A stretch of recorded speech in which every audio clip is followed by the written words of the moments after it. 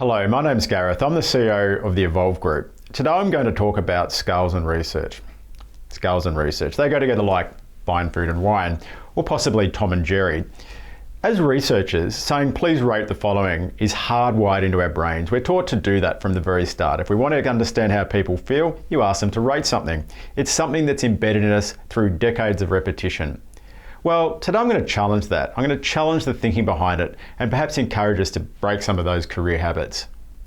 I'll start with a few thoughts on why we ask people to rate things.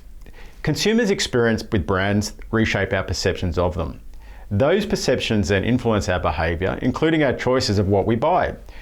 Now, researchers have for decades thought to use scales to measure experiences as an indicator of commercial success for our clients. They're affective measures, lead measures of financial metrics, if you will. Now, there's been decades of conjecture and debate about how to measure the outcomes of experiences. The Harvard Business Review regularly publishes articles about advice and telling us what we should do. If we go back to the 70s, it started with overall satisfaction, and then we were told to measure overall performance because experiences should match the value of the customer. Then loyalty was a thing because satisfied customers often leave. What we really should be caring about is lifetime customer value. Then around the turn of the millennia, Fred Reichhold from Bain & Company invented the Net Promoter Score, or NPS. This was the one number that matters. Are you confused? I was. Do you feel cynical about this? I certainly still feel that way. So how do these measures all relate to each other? If we ask someone to rate satisfaction, then loyalty, then performance, then advocacy, are they just expressing the same feeling over and over again in different ways? Is all the time we think about the differences between those metrics really wasted? Is the fine-tuning of scaling around these different measures just sophistry? Are we wasting our time? Now, the answer to these questions matter because it's not just our time, it's also respondents' time. Every question we ask on a survey adds to the duration of the questionnaire, self-evidently. Now, if the Evolve Group engages over 6 million people in a year, and if we ask 4 questions instead of 1, that's going to take about 1 minute. Then if we take up 100,000 hours over 4,000 days of collective time by asking those questions across all of those surveys, we're really not doing anybody any favours. Imagine if we extrapolated that to every single research company conducted globally. These things actually matter. We don't need to ask 4 metrics or 2 metrics. We really just want to find the best way to get that overall affect. So going back to the 100,000 hours or 4,000 days of time, I could live 14% of a human life with that if I did that instead of using it on 6 million surveys. I could drive around the world in a car 235 times. I could watch Star Wars 43,000 times. I may have done that already. I could play 75,000 games of AFL football, which I certainly haven't done, or I could sing Hey Jude at the karaoke bar 857,000 times.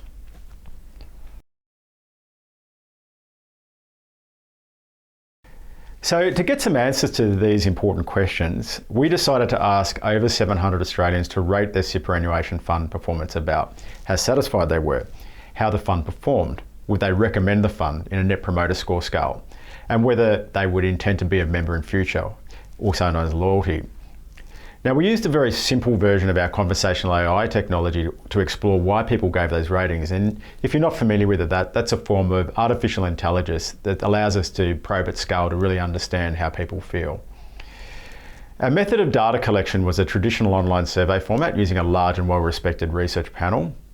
And at this stage, I really have to apologise to the Australians who did that survey for inflicting that type of 4 repetitive questions on them. It really does go against my grain, but it's in the name of science. We're trying to improve how we work in the industry.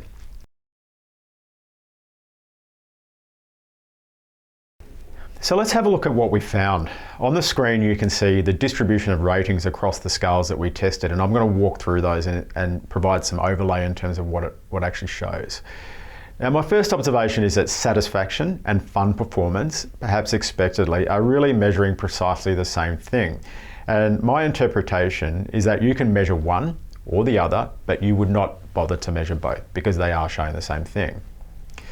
Get that one out of the way. Now let's have a look at NPS. It's actually behaving quite differently than those 2 measures. And one thing that concerns me is that more people are using 0 on the scale.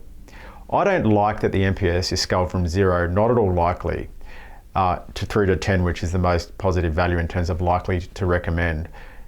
That's really quite different to the other scales where 0 has an implicit negative value. Now, not recommend a fund doesn't mean I dislike the fund or recommend against it. It literally is saying I'm very, very unlikely to recommend this fund. On the other hand, I think that most people, when they see that anchor, actually interpret it as this is a fund I really don't like or a fund I'd recommend against, but that's not what the question is asking. The other issue is that the NPS question, when interpreted literally, can be answered in the 0 to 6 range simply due to indifference. For example, I wouldn't recommend my super fund because I just don't recommend things generally. Now, another potential issue is that the NPS traditionally does not show a don't know value. I actually don't know why that's the case, but that's the way we're supposed to use the scale. You have to wonder how people who really don't know how they rate their fund in terms of recommendation use the scale. And now we did look at it, and what we found is that 86% of people who don't know in terms of satisfaction fall into the detractor range. The little giveaway there is the spike in terms of people using 5 on the Net Promoter Score scale. So probably what's going on is that they're saying, well, I don't know where I fall, therefore I'm going to treat 5 as a de facto don't know point on the scale, which isn't great. In short, NPS offers a more diverse use of the scale, but probably not for the reasons we want or have been told. Now, of note, the actual NPS value is -11, which is 27% rating it as 9 to 10, less 38% who rated it as 0 to 6, meaning that we're in net detractor territory in a category where 69% of people are satisfied, that is, rated the fund as 6 to 10. So that leaves future intent, also known as loyalty. Now, future intent has a strong skew towards the positive end of the scale versus the other scales, particularly in the use of the 10 anchor. And this likely reflects that most people will tolerate a level of poor performance and remain a customer. Now, that's good to know, but it doesn't help you understand where to improve, and it comes at the cost of less variation in the scale. Variation is a good thing. Variation unlocks information and insights. Let's have a look now at correlation. The table that you can see shows correlation coefficients between all of the measures. We can clearly see 1. All measures are significantly correlated. 2. Satisfaction is most correlated with experience. 3. Net Promoter Score has lower correlations with the other measures, generally, but still is highly correlated. And future intent is more strongly correlated with satisfaction and fund experience than advocacy and NPS. Here's another table. It shows the relationship categorically between Net Promoter Score and future intent. The percentages are to total. It shows that 16% of the total sample were detractors who rated their future usage intent in the 7 to 10 range, i.e. unlikely to leave. This explains the low correlation between NPS and future intent. Now, one interpretation of this loyal but dissatisfied group is that they're the notorious Barnacles. They are brand trashing people that are too lazy to leave, stuck in a negative relationship where the cost of exit is too high, or there's simply nothing else better on offer. Sadly for our scale interpretation, that doesn't actually seem to be the case, at least in most cases. When we read our EVE conversational AI feedback, amongst the group of 16% of people who we classify as loyal detractors, we see typical feedback as follows.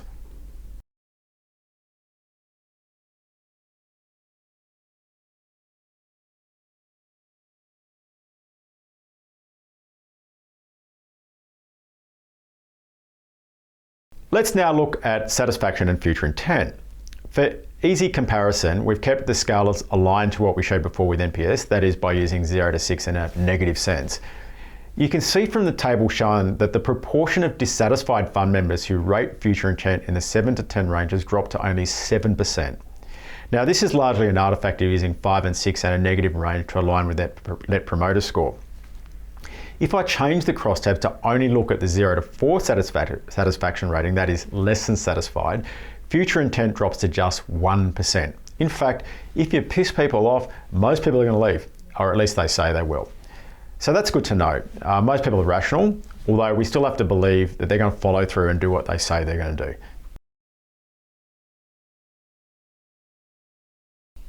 And now the drum roll, the final conundrum. NPS versus satisfaction. Again, percentages are to total. So quite often, too often perhaps, people say they are satisfied or even highly satisfied but classify themselves in the NPS system as detractors, or rather the system categorises them that way.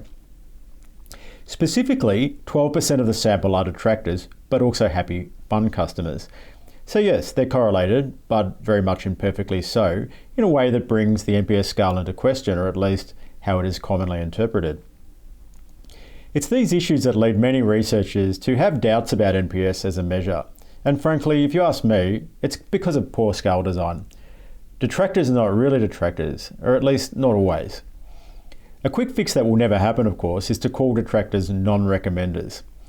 If only the scale anchor points for negative had been strongly detract instead of not at all likely, I suspect we wouldn't be having this discussion now.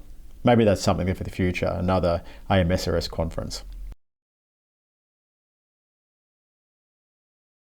Full disclosure, when we ran this fascinating study, we also asked the same people to rate their feelings about their super fund using our SMILE badge. It's a non-verbal rating scale that I'll introduce in a bit more detail shortly. We also, as I said earlier in our presentation, asked them to chat with our conversational AI feedback companion, Eve, about their fund performance. I've got two questions. The first question is, if we're measuring an affect, do we really need to state what we're measuring, i.e. satisfaction, performance, net promoter score? Can people just use the good-bad scale with some visualizations to reflect their affect, their state of mind? Why, even more deeply, do we get respondents to rate anything at all if we can just use precise text analytics to measure sentiment accurately? That is, let the words themselves tell the story and be the affect. So a little bit more information on SMILE badge. This is how we position the scaling. You will note that the anchor points are on the slider, and that, strictly speaking, it wasn't necessary. You can move the slider around and it changes the face. If you move it to the left, the face looks sad. If you move it to the right, the face starts to look happy again. This gives respondents a clear cue to introspect their own mood state by reflecting on that facial image in a way that they can then think about how they themselves feel. Now, the underlying scale on that is 0 to 100. Each movement of the scale shifts the image 1/100th from most positive to most negative, which is a very granular level of measurement. That's a really sensitive scale, and that has implications again when we talk about variation. Let's see how the faces look when we compare them to the same set of ranges for NPS satisfaction and future intent. Each SMILE badge image is the average position of the face within the scale points in the vertical categories of each of the scales we've tested. That is satisfaction, NPS, and future intent. So it just gives you an immediate visual implication, interpretation of the way that the scale is being used, because it's the average, it's an average face, it's an average emotion. You can see immediately from looking at that just how little the feelings actually change, irrespective of the scale anchor points you use or how you ask the question. The main difference is that the so-called detractors in the NPS scale tend to be a little less peeved than the dissatisfied customers and people who want to go elsewhere, which is entirely consistent of what we talked about before and for the reasons that we talked about. That is that we think the NPS scale is measuring something quite different to what it's purporting to measure. Now, we think SMILE badge is a great way to scale your KPIs because its face is universal. It's a cross-cultural symbol of sentiment and it has implicit visual interpretation. As an aside, you can also actually change the image to anything you want. For example, morphing into hearts that show depth of feeling or little fuel gauges that show the amount of energy people have. Last but not least, let's have a look at applied text analytics and sentiment scoring as our affect. Now, our sentiment scale uses the latest in text analytics technology to score people's sentiment, and it runs from -1, which is very negative, to +1, which is very positive. And we've applied that to the sentiment scores that have been generated with our AI-powered open-endeds. The idea here is that we can stop asking overall questions at all if the sentiment scoring is accurate. And that's a really big deal. The table shows the average sentiment score for each range for each of NPS, satisfaction, and future intent. Now, the pattern of responses is very similar to our SMILE badge visualizations. Clearly, sentiment and these other affective scale measures are highly correlated. There is a very strong correlation between sentiment as a measure and satisfaction and loyalty, and that really bodes well for using sentiment itself as a dependent variable. Once again, NPS is shown to have defects in the 0 to 6 range. It's not really composed of detractors. And here are two examples of NPS 0 to 6 detractor rated comments that really clearly indicate the indifference of the people that were responding to our questionnaire. The affective emotional states can be extracted implicitly using people's language, and that's what we're really seeing here. Imagine how much time we could have saved over the last decade, 2 decades, right since the start of research, collectively across billions of surveys, if we'd been able to use this technology and just listened. If only the technology allowed us to do this as it does now. Now, this is a really strongly positive finding, and it's very promising because it shows us we can passively measure something equivalent to traditionally self-explicated scaling of satisfaction, sentiment, and loyalty, even without asking people. So let's bring it all together. Let's work through all of the implications from our study. All of the scaled constructs are effective measures of an emotional state resulting from an experience. Net Promoter Score and future intent purport to be affective of predictive behaviour. That is, if you say you're going to feel that way, you're either not going to recommend something to someone or you're not going to buy that product or service in future. On the other hand, satisfaction and performance are both purely affective measures. That is, they're just a state of mind. There's no explicit claims about behavioural implications, and as we saw, they're pretty much measuring the same thing anyway. Really, I think what we're really mostly measuring across all of these things is some sort of emotional construct about how we feel. And the label we put on the feeling may vary, but in many ways it's an emotional construct that we attempt to anchor to a rational interpretation in a way that's probably not valid. And a good way to interpret this is with Oliver's negative disconfirmation model. You might not be familiar with that, but I absolutely love this model. And really what it talks about is how people actually feel depends on their expectations prior to the experience that we're asking them to rate. Now, if you think about that for a second, and if that idea is true, our interpretation of any scaled affect measure is a moving target. The way you use the scale is completely different to me, which means our interpretation of what that scale means, particularly for NPS and for loyalty, is entirely different. So on that basis, my advice is measure satisfaction, and if you must, measure future intent. Noting that there's always going to be a lingering doubt about what people say and what they do and whether they're the same thing or not. Now, I must admit, I've got a soft spot for loyalty because it is what it does what it says. If someone tells you that I'm not going to use a service in future, then it has really deep implications around potential risk for the value of that relationship. Going back to NPS, if you want to benchmark, then I'd say use it. There's a lot of data on NPS. It's been used consistently over quite a long period of time. So again, if we accept the fact that it's a flawed scale, it still allows you to make valid comparisons in different circumstances, or at least to the extent that we're able to do so. The value of NPS lies in its consistency and its application across organisations. So if you don't want to benchmark, I'd say don't use that one, again, because of the flaws we talked about before. Overall, the key remains measure something that people can get around, something they can easily understand and which motivates improvements. So beyond those thoughts, I've got a few other suggestions from this project. And I think really the first key learning is that we have to adapt to use the technology of our time. Now, I'm very confident, based on these data and other things that we've looked at, that modern, accurate and reliable text analytics presents a viable and valid way to assess overall affect. In some ways, it's superior to what we're doing at the moment. It has a range of other benefits that fall outside of today's scope of discussion, but which are also worth considering. The second is that researchers are asking people to give up their time to answer our questions. Now, that's asking a lot of them in terms of generosity. Occasionally we offer them a prize draw. Great, you might win a prize. Most people don't. They don't win the prize and they end up giving their time and their feedback disappears into a giant sinkhole of percentages with little or no reward. So more than ever, it is critical that we really focus on respecting people's time and willingness to provide their feedback to the brands that they love through a well-designed questionnaire that places a premium on their time. Now, sometimes that means hard conversations, and I guess our intuition as researchers has always been more questions, got to measure everything. We want to know about loyalty, we want to know if they're going to recommend, are they satisfied, did we deliver to a high performance? You can even throw others in there, for example, how much effort did it take? But the thing is that doesn't lead anywhere good. And I think what I've hoped to show today is that the way we're using technology can really put all those questions behind us and lead to a place where we get better quality data and people can go and do other things with their time aside from doing questionnaires. Thank you.